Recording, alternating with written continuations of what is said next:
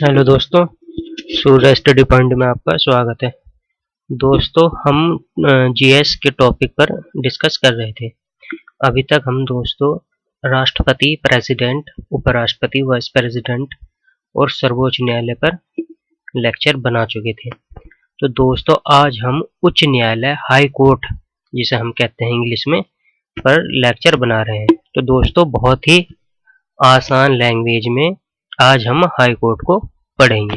तो दोस्तों, हम बता चुके हैं पहले ही सुप्रीम कोर्ट और हाई कोर्ट से क्वेश्चन जो एग्जाम होते हैं, कॉम्पिटिटिव एग्जाम, वहाँ से क्वेश्चन बहुत पूछे जाते हैं। ठीक है, तो दोस्तों आज हम इस उच्च न्यायालय पर डिस्कस करेंगे।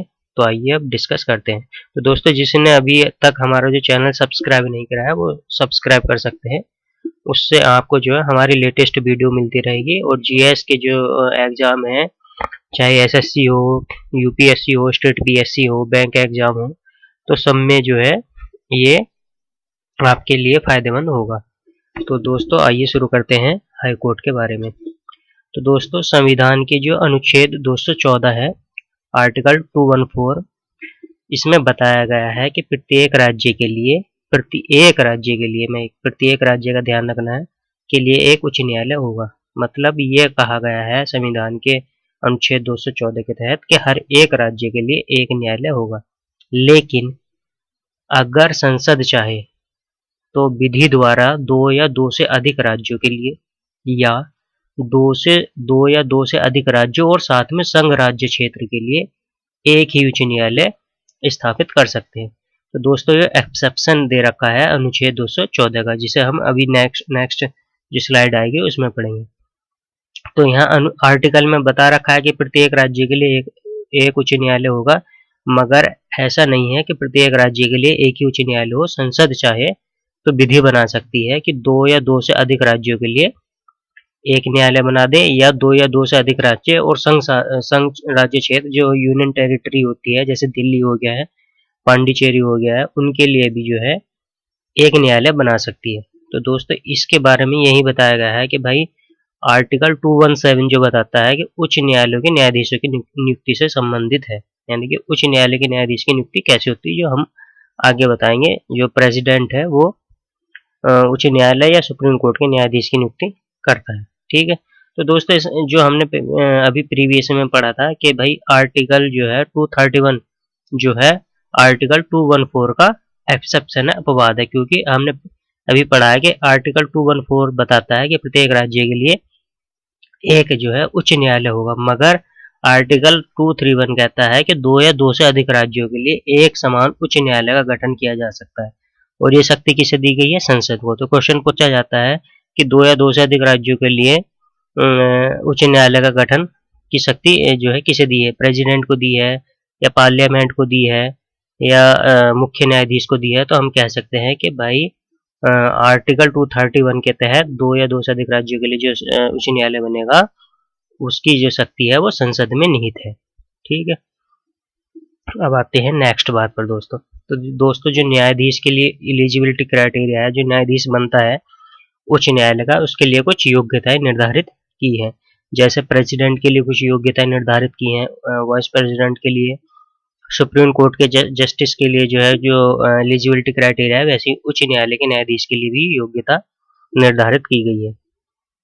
तो दोस्तों, क्वेश्चन पूछा जा सकता है कि उच्च न्यायालय के न्यायाधीश के लिए जो है बनने के लिए क्या योग्यताएं होनी चाहिए। ठीक है, तो अब हम उसके बारे में बात करते हैं। ठीक है, और आर्टिकल 214 भी दोस्तों पूछा जा सकता है कि आर्टिकल 214 किससे संबंधित है, तो बता देंगे उच्च न्यायालय से संबंधित है। ठीक है, अब हम जो है बात करते हैं इसकी योग्यताएं क्या होनी चाहिए। उच्च न्यायालय के न्यायाधीश जो है वही व्यक्ति बन सकता है, या वही व्यक्ति नियुक्त हो सकता है जो निम्न योग्यताएं रखता हो। नंबर 1, वो भारत का नागरिक होना चाहिए। अगर वो भारत का नागरिक नहीं है तो उच्च न्यायालय का न्यायाधीश नहीं बन सकता है। ठीक है दोस्तों, और फिर एक योग्यता और इसमें यह है कि भारत के राज्य क्षेत्र में जो है कम से कम 10 वर्षों तक किसी न्यायिक पद पर रह चुका है। ठीक है दोस्तों, मतलब भारत के किसी भी राज्य क्षेत्र में जो है वो कम से कम 10 वर्ष तक, चाहे वो अधीनस्थ न्यायालय हो, उसमें जो है कार्य कर चुका हो। मतलब जैसे कि जिले के लेवल पर जिला सत्र न्यायाधीश होता है या मुंसिपल वाला पद होता है, तो वह कम से कम 10 वर्ष तक जो है वो जज रह चुका हो, तब जो है उच्च न्यायालय के न्यायाधीश के लिए एलिजिबल है। या किसी राज्य के या दो से अधिक राज्यों के उच्च न्यायालय में कम से कम 10 वर्षों तक अधिवक्ता रह चुका है, या तो वो 10 वर्षों तक न्यायिक पद पर रह चुका हो किसी राज्य क्षेत्र में, या वो किसी राज्य में या दो से अधिक मतलब किसी भी राज्य में कुल मिलाकर 10 वर्षों तक वो जो उच्च न्यायालय है उसमें अधिवक्ता रह चुका हो, वकील रह चुका हो, तब जो वो उच्च न्यायालय के न्यायाधीश के लिए योग्यता या योग्य होता है। ठीक है दोस्तों। तो दोस्तों सुप्रीम कोर्ट और उच्च न्यायालय के न्यायाधीश की योग्यता में एक अंतर है। एक अंतर ये है कि सर्वोच्च न्यायालय के जो न्यायाधीश है उनकी नियुक्ति में एक और एलिजिबिलिटी क्राइटेरिया दी है। वो ये दी थी कि जो हमारा प्रेसिडेंट है वो किसी जो कानून ज्ञाता है उसको भी जो है सुप्रीम कोर्ट का न्यायाधीश नियुक्त करने के लिए एलिजिबल मानता है, मगर यहाँ पर जो है कोई कानून ज्ञाता की बात इसमें नहीं की गई। तो ये यहाँ पर अंतर है। तो क्वेश्चन ये पूछा जा सकता है कि उच्च न्यायालय के न्यायाधीश बनने के लिए क्या योग्यताएं होनी चाहिए। ऑप्शन ए बताया गया भारत का नागरिक होना चाहिए, 10 वर्ष तक जो है वो न्यायिक पद पर रहा हो, या 10 वर्षों तक जो है अधिवक्ता का पद रह चुका हो, या क्या कानून ज्ञाता हो। तो कानून ज्ञाता ये इसमें नहीं है, वो सर्वोच्च न्यायालय में, इसमें केवल 2 ही एलिजिबिलिटी क्राइटेरिया दे रखी है। अब आते हैं दोस्तों नेक्स्ट। तो दोस्तों इसका गठन कैसे होता है उच्च न्यायालय में, मतलब उसके कितने न्यायाधीश उसमें रहते हैं, ये बात इसमें बताई गई है। तो दोस्तों प्रत्येक उच्च न्यायालय का गठन जो है एक मुख्य न्यायाधीश होता है तथा ऐसे अन्य न्यायाधीश को मिलाकर किया जाता है जिन्हें राष्ट्रपति समय समय पर नियुक्त करे। कहने का मतलब ये है कि दोस्तों प्रत्येक जो उच्च न्यायालय होता है उसमें एक मुख्य न्यायाधीश जरूर होता है और साथ में जो है कुछ अन्य न्यायाधीश होते हैं। उनकी संख्या जो है राज्य उच्च न्यायालय में अलग अलग है। ठीक है दोस्तों। सुप्रीम कोर्ट में तो 34 है, मैक्सिमम 34 हो सकते हैं जो बढ़ा दिए हैं संसद ने, मगर उच्च न्यायालय में जो है वो उनकी संख्या कोई निर्धारित नहीं की गई। हर राज्य में जो है अलग अलग न्यायाधीशों की संख्या है। ठीक है दोस्तों। और इनकी नियुक्ति कौन करता है, राष्ट्रपति जो है समय समय पर, यानी कि क्वेश्चन पूछा जाएगा कि उच्च न्यायालय के जो है न्यायाधीश की नियुक्ति कौन करता है, तो हम बता देंगे कि राष्ट्रपति जो है उच्च न्यायालय के न्यायाधीश की नियुक्ति करता है। फिर दोस्तों इसमें दे रखा है, तो इस प्रकार भिन्न भिन्न उच्च न्यायालय में न्यायाधीशों की संख्या भिन्न भिन्न है, ये हमने अभी बता दिया है। ठीक है दोस्तों। जैसे कि गुवाहाटी उच्च न्यायालय में न्यायाधीशों की संख्या कम से कम 3 है, जबकि इलाहाबाद उच्च न्यायालय में जो है 58 है। भारत के सभी उच्च न्यायालय के न्यायाधीशों की कुल संख्या 456 है। ठीक है दोस्तों। तो मतलब कहने का मतलब ये है कि हर एक राज्य में न्यायाधीशों की जो संख्या है वो उच्च न्यायालय की वो अलग अलग रहती है, और उसे नियुक्त कौन करता है, राष्ट्रपति नियुक्त करता है। ठीक है दोस्तों। अगर बात आती है, ये पूछा जाएगा कि सुप्रीम कोर्ट के जो है न्यायाधीश की जो है संख्या कौन बढ़ाता है, तो वो संसद बढ़ाती है। और दोस्तों अब आती है मुख्य न्यायाधीश की नियुक्ति की बात। ठीक है। तो दोस्तों अगर पूछा जाए कि जो उच्च न्यायालय के न्यायाधीशों की संख्या कौन कैसे बढ़ाई जाती है, ये भी क्वेश्चन पूछा जा सकता है। तो दोस्तों इसमें ये करना पड़ेगा कि जो हमारा राष्ट्रपति है वो सुप्रीम कोर्ट से जो है उसकी सलाह पर जो है उसके न्यायाधीशों की संख्या बढ़ा सकता है, और सुप्रीम कोर्ट के न्यायाधीशों की संख्या संसद बढ़ा सकती है, और राज्य की जो है राष्ट्रपति बढ़ाता है। ठीक है। अब दोस्तों आता है मुख्य न्यायाधीश की नियुक्ति कैसे होती है। ठीक है दोस्तों। तो दोस्तों अनुच्छेद 217 के अनुसार बताया गया है कि उच्च न्यायालय के मुख्य न्यायाधीश की नियुक्ति राष्ट्रपति द्वारा उच्चतम न्यायालय के मुख्य न्यायाधीश तथा राज्यपाल से विचार विमर्श के पश्चात की जाती है, और इस संबंध में यह आवश्यक नहीं है कि उच्च न्यायालय के वरिष्ठतम न्यायाधीश को मुख्य न्यायाधीश नियुक्त किया जाए। दोस्तों इसमें जो है एक अंतर ये है, जो सुप्रीम कोर्ट का जो मुख्य न्यायाधीश होता है उसमें सामान्यतः अब जो है एक रीति जो है प्रचलित है कि जो वरिष्ठतम न्यायाधीश होगा उसे ही मुख्य न्यायाधीश बनाया जाता है। लेकिन उच्च न्यायालय में जो मुख्य न्यायाधीश बनाया जाता है तो उसमें वरिष्ठता का क्रम नहीं देखा जाता है। उसमें जो है राष्ट्रपति उच्चतम न्यायालय के मुख्य न्यायाधीश से और राज्यपाल से विचार विमर्श करने के बाद जो है उच्च न्यायालय के मुख्य न्यायाधीश की नियुक्ति करता है। इसमें कोई वरिष्ठता वाला क्रम नहीं है। लेकिन दोस्तों ऐसी प्रथा का निर्माण हो गया है कि उच्च न्यायालय के वरिष्ठ न्यायाधीश को ही मुख्य न्यायाधीश नियुक्त किया जाता है। हालांकि इस प्रथा को अनेक बार उल्लंघन किया गया है। कुछ समय पूर्व सरकार ने यह नीति निर्धारित की कि उच्च न्यायालय का मुख्य न्यायाधीश अन्य उच्च न्यायालयों के मुख्य न्यायाधीशों में से नियुक्त किया जाएगा, लेकिन इसमें भी वरिष्ठता का उल्लंघन किया गया है। तो हम दोस्तों बता रहे हैं कि इसमें जो है उच्च न्यायालय में वरिष्ठता का उल्लंघन हर बार किया जाता है। ठीक है, तो ये जरूरी नहीं है कि जो वरिष्ठतम न्यायाधीश है वही मुख्य न्यायाधीश बनाया जाए उच्च न्यायालय में।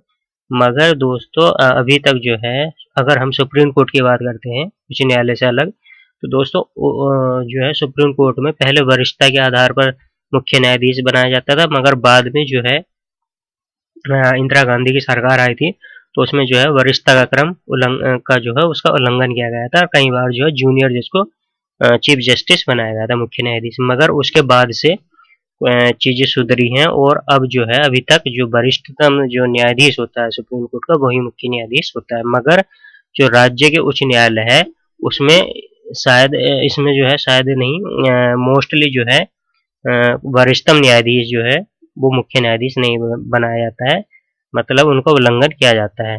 ठीक है, ये इसमें जो है उच्च न्यायालय के मुख्य न्यायाधीश और सुप्रीम कोर्ट के न्यायाधीश में अंतर। ठीक है दोस्तों, अब आती है ये ध्यान रखना है दोस्तों कि उच्च न्यायालय में जो है जो वरिष्ठतम न्यायाधीश हो मुख्य न्यायाधीश नियुक्त किया जाए, लेकिन ऐसी प्रथा का निर्माण अभी तक नहीं हो पाया है। ठीक है, क्योंकि जो है इसमें जो है कई बार जो है उल्लंघन किया जा रहा है। ठीक है, अब आते हैं दोस्तों नेक्स्ट टॉपिक पर। उच्च न्यायालय के दोस्तों वेतन भत्ते और उनका कार्यकाल कितना होता है। तो क्वेश्चन पूछा भी जाता है कि उच्च न्यायालय के जो है न्यायाधीश का वेतन कितना है, ठीक है, उनका कार्यकाल कितना होता है। तो दोस्तों अब हम बात करते हैं। तो दोस्तों उच्च न्यायालय के मुख्य न्यायाधीश का जो वेतन है अब 2.5 लाख रुपए प्रतिमास कर दिया गया है। इससे पहले जो है दोस्तों उच्च न्यायालय के मुख्य न्यायाधीश की जो है वेतन जो था वो 90,000 था।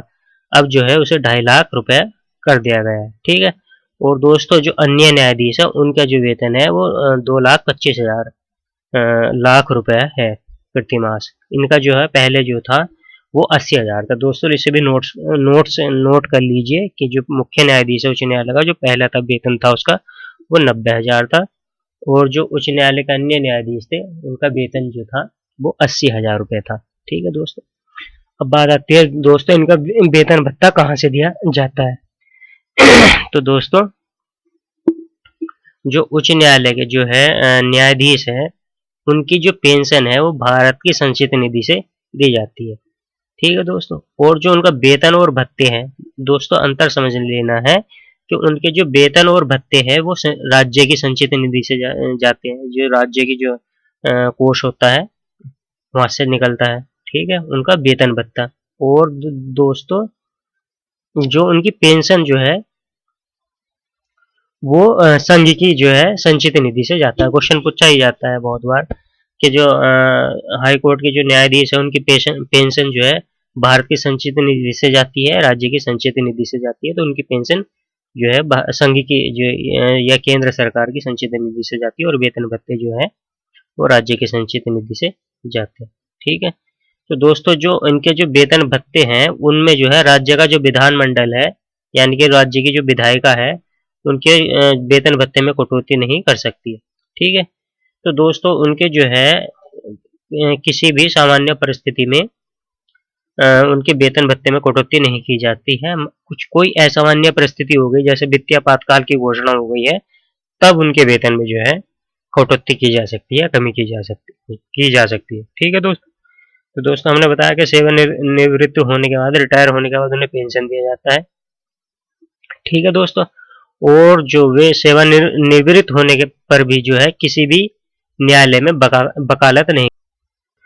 और जो उच्च न्यायालय के न्यायाधीश है वो अपने पद पर जो है 62 वर्ष की आयु तक रह सकता है। मतलब जो है वो अब उच्च न्यायालय का न्यायाधीश 62 वर्ष तक की आयु तक ही जो है अपने पद पर रह सकता है। ठीक है, और दोस्तों संविधान में यह भी उपबंध है कि उच्च न्यायालय का कोई भी न्यायाधीश तब तक अपने पद से हटाया नहीं जा सकता जब तक संसद के दोनों सदन उस पर सिद्ध कदाचार अथवा अक्षमता का आरोप न लगा सके। तो दोस्तों वो 62 वर्ष तक जो है अपने पद पर रहता है, और 62 वर्ष से पहले भी वो जो है रिटायर हो सकता है। या उसको जो है उसके पद से हटाया जा सकता है। कैसे हटाया जा सकता है? वो हटाया जा सकता है संसद के द्वारा। अगर जो उच्च न्यायालय का जो है न्यायाधीश जो है, अगर वो मिसबिहेवियर करता है, ठीक है, या असमर्थता जताता है, तो वो जो है उसके पद से उसे हटाया जा सकता है। ठीक है, तो इसे जो हटाने के लिए दोस्तों संसद के दोनों सदनों पर जो है उस पर जो है मतदान होगा, और वो मतदान जो होगा जो दोस्तों वो विशेष मतदान होगा। ठीक है, उस मतदान करने वाले में जो उसमें जो दोस्तों मतदान होगा, तो जो मतदान करने वाले सदस्य हैं वे 2/3 बहुमत से जो है और समस्त संख्या के बहुमत से इस हेतु उसी अधिवेशन में एक प्रस्ताव पास करके राष्ट्रपति के पास भेज देते हैं। तो अगर वो प्रस्ताव पारित हो जाता है तो राष्ट्रपति जो है आदेश के द्वारा उसे जो है उसे जो है उसके पद से हटा सकता है। मतलब कहने का यही है कि अगर दोनों सदन के सदस्य जो है विशेष बहुमत का मतलब ये है कि जितने भी सदस्य उनका बहुमत और जो मतदान देने वाले हैं उनके 2/3 बहुमत से अगर प्रस्ताव पारित हो जाता है, तो जो है राष्ट्रपति के पास भेज देते हैं उस प्रस्ताव को। राष्ट्रपति आदेश देता है कि भाई तुम पे जो है प्रस्ताव पारित हो गया है, तो उन्हें जो है पद से हटा दिया जाता है। ठीक है दोस्तों। और दोस्तों एक और तरीका है, जो उच्च न्यायालय के न्यायाधीश है वो त्याग पत्र के द्वारा भी जो है अपना जो है पद त्याग कर सकता है। ठीक है, तो 3 तरीके हैं उनके जो है कार्यकाल से हटने के। एक तो या तो 62 वर्ष की उम्र हो गई, या उनके पास उनके विरुद्ध कोई प्रस्ताव पारित हो गया हो, या उन्होंने जो है खुद अपना जो है त्याग पत्र दे दिया। ठीक है दोस्तों, अब आती है नेक्स्ट लेक्चर में। दोस्तों आयु के संबंध में विवाद, अगर कोई एज से रिलेटेड कोई विवाद होता है तो उसका समाधान कैसे होगा? तो दोस्तों इसमें ये बताया गया है कि जब उच्च न्यायालय के न्यायाधीश के जो आयु से संबंधित अगर कोई विवाद होता है तो उसका निर्णय जो है राष्ट्रपति के द्वारा किया जाता है। ठीक है, और दोस्तों राष्ट्रपति के द्वारा जो है सुप्रीम कोर्ट के मुख्य न्यायाधीश के जो के परामर्श में किया जाता है। ठीक है दोस्तों, तो अब तक जो उच्च न्यायालय के 4 न्यायाधीशों यथा कलकत्ता उच्च न्यायालय के न्यायाधीश जेपी मित्रा हो गया है, और जो मद्रास के जो उच्च न्यायालय के न्यायाधीश थे एसआर आचार्य, मध्य प्रदेश के उच्च न्यायालय के न्यायाधीश पीवी दीक्षित और आंध्र प्रदेश के उच्च न्यायालय के न्यायाधीश भास्करन की आयु के बारे में विवाद उत्पन्न हो गया था। तो ये विवाद जो है वो राष्ट्रपति करता है, मगर उसमें जो है मुख्य न्यायाधीश की जो चीफ जस्टिस ऑफ इंडिया है उसके जो है परामर्श से लेना पड़ता है। ठीक है दोस्तों, अब बात आती है उच्च न्यायालय के कुछ क्षेत्राधिकार है, उसके कुछ जो पावर्स हैं, कहाँ-कहाँ उसके पावर्स हैं, उसके बारे में हम अब बात करते हैं। तो दोस्तों सबसे पहली जो है उन्हें अधिकारिता मिली हुई है, उन्हें पावर मिली हुई है अपीलीय क्षेत्राधिकार। मतलब कि जो है उनके जो हाई कोर्ट में जो है कोई भी अपील कर सकता है। ठीक है, अपील कौन-कौन सा कर सकता है दोस्तों? अपील जो है उच्च न्यायालय जो है अपने अधीनस्थ सभी न्यायालय हो या न्यायाधिकरण हो के निर्णय आदेश हो या डिक्रियों के विरुद्ध जो है अपील सुनने का अधिकार है। मतलब उसमें जो है आपके अगर आपने जो है जिला न्यायालय में कोई आपका विवाद है और उसके फैसले के खिलाफ आप अपील कर सकते हैं, तो उच्च न्यायालय में कर सकते हैं। ठीक है दोस्तों, तो ये उच्च न्यायालय के क्षेत्राधिकार के अंतर्गत आता है। ठीक है, और दोस्तों इसमें प्रारंभिक क्षेत्राधिकार भी आता है। और दोस्तों इसमें जो है अगर उच्च न्यायालय को राजस्व तथा जो संग्रह के संबंध में अगर मूल अधिकारों का उल्लंघन होता है तो ये प्रारंभिक क्षेत्राधिकार है। मतलब दोस्तों अगर किसी व्यक्ति का मूल अधिकार अगर का उल्लंघन होता है तो वो प्रारंभ में ही उच्च न्यायालय में जा सकता है। ठीक है, या सुप्रीम कोर्ट में भी जा सकता है। संविधान में बता रखा है रिट याचिका के द्वारा अगर किसी व्यक्ति के मूल अधिकारों का उल्लंघन किया जाता है तो वो उच्च न्यायालय या सर्वोच्च न्यायालय में अपने अधिकार को मांगने के लिए जा सकता है। तो इसकी जो है ये प्रारंभिक क्षेत्राधिकार है। और अपीलीय अधिकार का हमने बता दिया है, अगर कोई व्यक्ति अधीनस्थ न्यायालय के निर्णयों के विरुद्ध अपील कर सकता है उच्च न्यायालय में, तो ये अपीलीय क्षेत्राधिकार है। फिर दोस्तों अंतरण संबंधी अधिकार है, जो अपने अधीनस्थ न्यायालय उनको जो है ट्रांसफर कर सकता है न्यायाधीशों को। फिर दोस्तों एक अधिकार ये भी दे रखा है इन्हें कि यदि उच्च न्यायालय को यह समाधान हो जाए कि अधीनस्थ किसी न्यायालय में लंबित किसी मामले में संविधान की व्याख्या के बारे में कोई प्रश्न न्यायालय में विचाराधीन है जिसका उस मामले से संबंध है, तो वह उस मामले को अपने पास मंगा सकता है। कहने का मतलब ये है दोस्तों, अगर जो अधीनस्थ न्यायालय है, जिला सत्र न्यायालय है, अगर वहाँ कोई विवाद लंबित है और उसकी जो है इंटरप्रिटेशन अभी तक नहीं हुई है, उसकी व्याख्या भी नहीं हुई है, तो उच्च न्यायालय उस विवाद को अपने पास में बुला सकता है और उसकी इंटरप्रिटेशन, उसकी व्याख्या कर सकता है। ये अधिकार भी उसे दिया गया है। ठीक है दोस्तों। और दोस्तों इसमें बताया कि जिस मामले में उसे जो अंतरित किया गया था भेजकर उस निर्णय की लंबित बात को किसी अन्य अधीनस्थ न्यायालय को स्थानांतरित कर सकता है। वो किसी जो है ये अधिकार भी मिला है कि जो वो किसी अधीनस्थ जो न्यायालय है उनके विवाद को दूसरे अधीनस्थ न्यायालय के में जो है ट्रांसफर भी कर सकता है। ये शक्ति दोस्तों उसे मिली हुई है। ठीक है दोस्तों। फिर बात आती है दोस्तों एक अधिकार है उसे लेख जारी करने का अधिकार। लेख जारी करने का अधिकार का मतलब ये है कि दोस्तों जो उसके जो डिसीजन होते हैं वो अभिलेख के रूप में जो है अभिलेख के रूप में, साक्ष्य के रूप में जो है रख लिए जाते हैं और जो अधीनस्थ न्यायालय है वो उन अभिलेखों को या उन अभिलेख के आधार पर ही जो है अपने निर्णय या डिसीजन देते हैं। ठीक है दोस्तों। और दोस्तों हमने अभी बताया कि उच्च न्यायालय जो मूल अधिकारों के उल्लंघन के मामले में जैसे कि बंदी प्रत्यक्षीकरण हो गया है, परमादेश हो गया है, प्रतिषेध हो गया, उत्प्रेषण हो गया है, के अधिकार का भी जो है अधीक्षण रखता है, का अधिकार जो है उसे है। ठीक है।